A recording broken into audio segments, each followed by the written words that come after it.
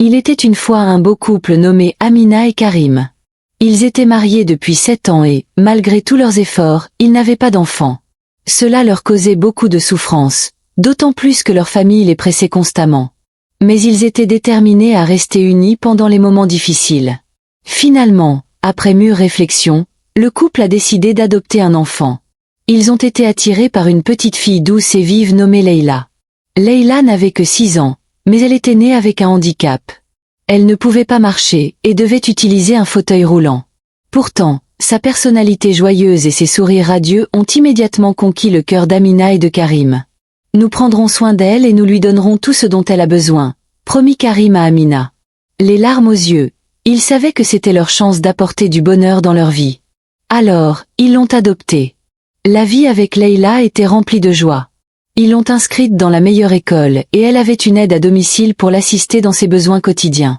Le soir, Amina et Karim lui lisaient des histoires pour l'endormir, riant et la câlinant avant de la bordeur.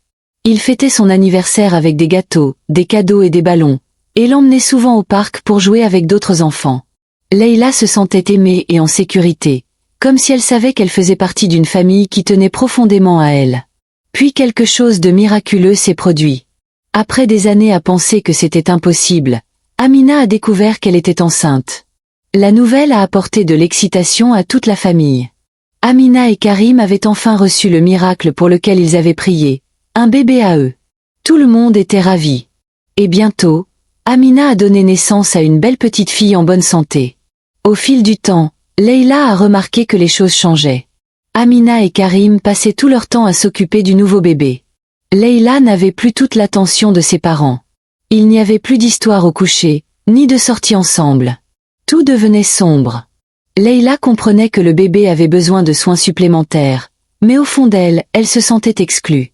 Elle faisait de son mieux pour être une grande sœur, toujours souriante et cherchant à jouer avec sa petite sœur. Mais il semblait qu'Amina et Karim étaient toujours méfiants quand elle était près du bébé. Ils ne la laissaient pas tenir ou toucher sa petite sœur, ce qui blessait profondément Leïla. L'école est devenue une lutte pour Leïla.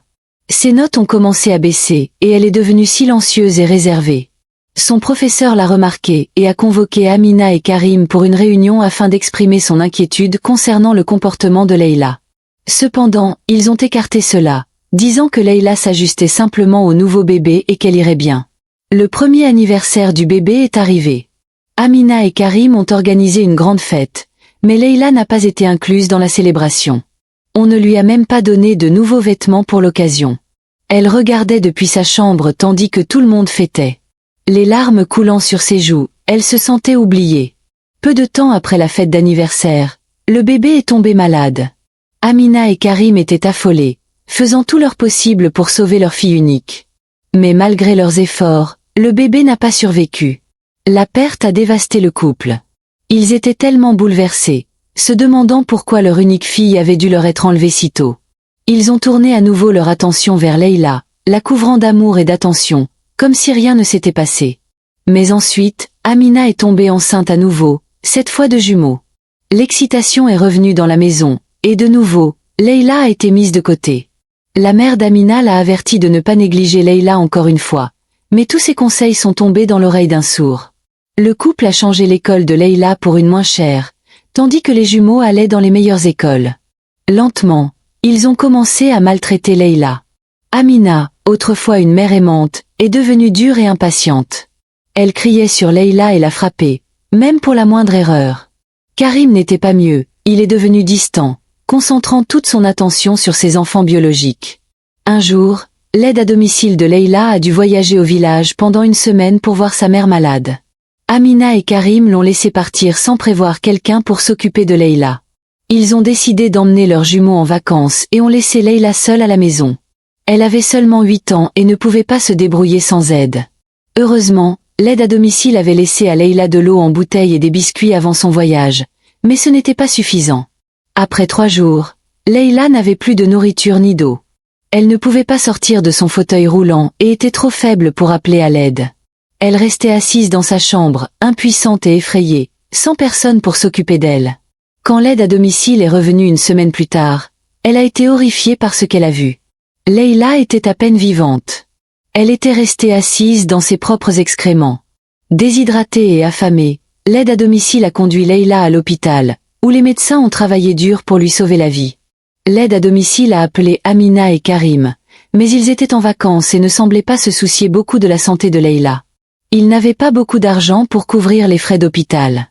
Alors, elle a contacté l'agence d'adoption qui avait aidé à placer Leïla avec Amina et Karim. Lorsque le représentant de l'agence est arrivé à l'hôpital, ils ont été dévastés de voir l'état de Leïla. Ils se souvenaient d'elle comme d'une fille douce et brillante qu'ils avaient placée avec le couple et ne pouvaient pas croire qu'elle avait été traitée si mal. Ils ont immédiatement payé les soins médicaux de Leïla et ont pris des mesures légales pour la retirer de la garde d'Amina et Karim. Quand Amina et Karim sont rentrés de leurs vacances, ils ont reçu des ordonnances du tribunal. L'agence d'adoption avait porté plainte contre eux pour négligence et Leïla leur avait été retirée. Ils ont dû payer une amende énorme. Mais tout ce à quoi Amina et Karim pouvaient penser, c'était comment organiser une grande fête pour les jumeaux. L'anniversaire des jumeaux est arrivé bientôt. Amina et Karim ont mis le paquet pour la célébration. La fête était si grande en ville que tout le monde en parlait. Mais le lendemain matin, la tragédie a frappé à nouveau. Amina est allée réveiller les jumeaux pour le petit déjeuner. Mais ils ne se réveillaient pas. Paniqués, Karim les a emmenés à l'hôpital. Mais il était déjà trop tard. Les deux jumeaux étaient décédés dans leur sommeil et les médecins ne pouvaient même pas expliquer pourquoi. Les gens ont commencé à parler derrière eux. Pourquoi leurs enfants mouraient-ils?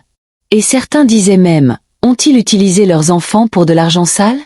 La mère d'Amina lui rappela tous les avertissements qu'elle lui avait donnés sur la manière de bien traiter Leïla. Mais la perte était trop lourde à supporter pour Amina. Elle a sombré dans la folie, et malgré les efforts de Karim pour l'aider, rien ne fonctionnait. À l'agence d'adoption, Leïla a été placée dans une nouvelle famille, une famille qui l'aimait et la traitait avec gentillesse et soin. Elle a reçu une thérapie et a commencé à guérir lentement du traumatisme laissé par Amina et Karim. Amina et Karim n'avaient même plus que des regrets. Leur richesse ne pouvait pas ramener leurs enfants, ni effacer la douleur qu'ils avaient causée à Leïla. Alors que Leïla s'installait dans sa nouvelle famille aimante, elle commença à s'épanouir. Ses nouveaux parents, monsieur et madame Samir, l'adoraient et veillaient à ce qu'elle ne se sente jamais indésirable ou négligée. Ils l'ont traitée comme leur propre fille. Ils lui ont acheté un nouveau fauteuil roulant facile à manœuvrer et ont rendu leur maison plus accessible pour elle. Leïla était enfin dans un endroit où elle se sentait en sécurité et aimée. Mais alors qu'elle trouvait le bonheur, la vie d'Amina et Karim se décomposait après la perte de leurs jumeaux. Leur maison est devenue un lieu de tristesse et de désespoir. Amina ne pouvait pas dormir. Hantée par le cauchemar de sa convoitise, elle passait des heures dans la chambre vide des jumeaux, à pleurer et à tenir leurs jouets. Karim, lui aussi, n'était plus que l'ombre de lui-même. L'homme autrefois joyeux était maintenant rempli de regrets et de culpabilité pour la façon dont ils avaient traité Leïla. Un jour, la mère d'Amina, qui l'avait averti de ne pas négliger Leïla, décida de rendre visite. Elle trouva Amina assise dans le noir, serrant une couverture des jumeaux. « Amina, tu dois avancer, dit-elle doucement. Leïla ne méritait pas ce que vous lui avez fait et vous ne méritiez pas non plus cette punition. Mais vous ne pouvez pas vivre ainsi. Tu as besoin de trouver la paix. Mais Amina ne pouvait pas trouver la paix. La culpabilité était trop lourde à supporter. Elle a commencé à entendre des voix dans la maison, des chuchotements qui ressemblaient à ses enfants perdus, l'appelant, la blâmant pour leur mort. Elle était convaincue que la maison était hantée et qu'ils étaient punis pour ce qu'ils avaient fait à Leïla. Désespérée de fuir les souvenirs, Amina suggéra à Karim de vendre la maison et de déménager ailleurs, loin, où il pourrait commencer une nouvelle vie. Karim accepta, espérant qu'un changement de décor pourrait les aider à guérir. Ils ont rapidement mis la maison en vente et se sont installés dans une petite ville loin de la ville. Cependant, même dans leur nouvelle maison, les ombres du passé les ont suivis. La santé mentale d'Amina a continué de se détériorer. Elle a commencé à voir des visions des jumeaux, à entendre leurs appels à l'aide, et elle est devenue paranoïaque, convaincue que quelqu'un ou quelque chose était là pour l'attraper. Karim a essayé d'aider, mais il luttait aussi contre son propre chagrin et sa culpabilité. Un jour, alors qu'Amina était seule dans la maison, elle a entendu frapper à la porte. Quand elle l'a ouverte, elle a vu une vieille femme aux yeux froids, parlant d'une voix qui glaçait le sang d'Amina. « Vous ne pouvez pas échapper à ce que vous avez fait, » dit la vieille femme. « La douleur que vous avez causée à cette petite fille vous est revenue. » Amina claqua la porte et courut appeler Karim au téléphone pour qu'il rentre à la maison. Lorsque Karim arriva, la vieille femme était partie. Amina était convaincue qu'elle avait vu un fantôme. Mais Karim pensait que c'était juste son esprit qui lui jouait des tours. Cette nuit-là, Amina fit le rêve le plus vif. Elle était de retour dans l'ancienne maison où ils habitaient avec Leïla. La maison était sombre et elle pouvait entendre le son d'un enfant qui pleurait. En traversant la maison, elle vit Leïla assise dans un fauteuil roulant, seule dans un coin de la pièce. Leïla pleurait et quand Amina a essayé de s'approcher d'elle, la pièce était remplie du son de 2 bébés riant, leur voix résonnant tout autour d'elle. Amina s'est réveillée en criant, trempée de sueur. Pendant ce temps, dans la nouvelle maison de Leïla, un jour, elle entendit des adultes parler d'une histoire tragique qu'ils avaient vue aux informations. C'était à propos d'un couple qui avait maltraité leurs enfants adoptés et perdu leurs enfants dans des circonstances mystérieuses. Elle se demanda à propos d'Amina et Karim et se souvint à quel point ils l'avaient maltraité. La vie d'Amina et Karim continuait de se détériorer et Amina commença à se retirer de tout le monde, même de Karim. Elle passait la plupart de ses journées enfermée dans sa chambre, tourmentée par des visions et des voix auxquelles elle ne pouvait échapper. Karim, incapable de faire face aux montagnes de stress, a commencé à boire excessivement.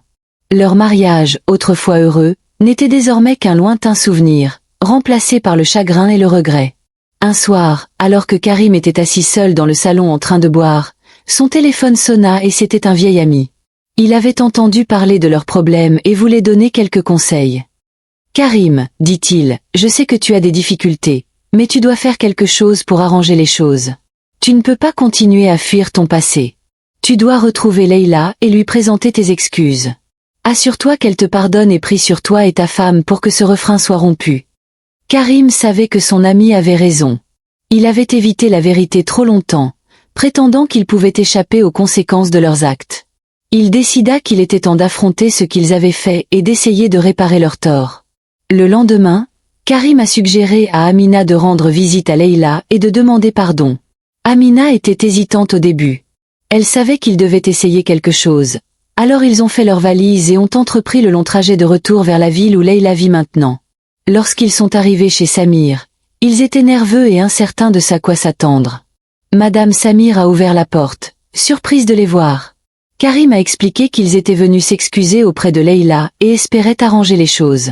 Madame Samir les regarda un long moment, puis hocha la tête. Leïla est une fille forte, mais elle a traversé beaucoup de choses. Vous lui en avez fait subir tellement, mais je la laisserai décider si elle veut vous voir ou vous pardonner. Elle est entrée voir Leïla, laissant Amina et Karim attendre anxieusement sur le perron.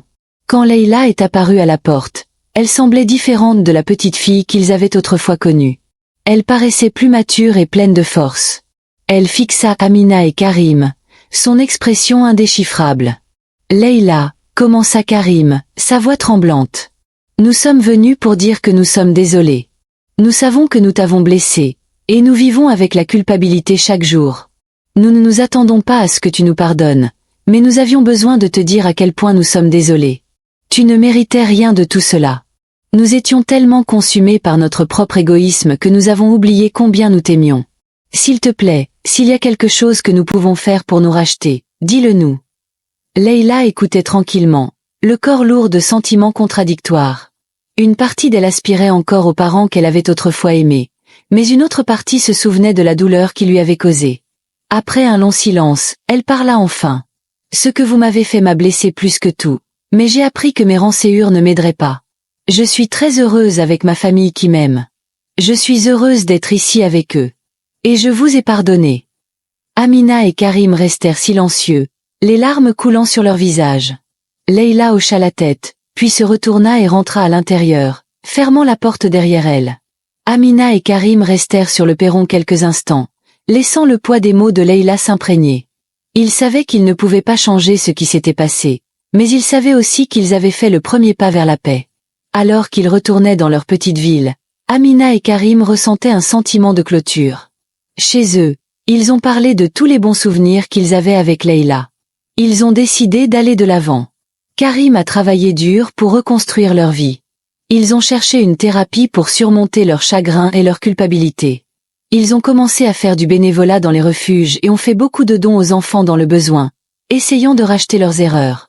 Et ils ont aidé d'autres enfants qui avaient été négligés ou abandonnés.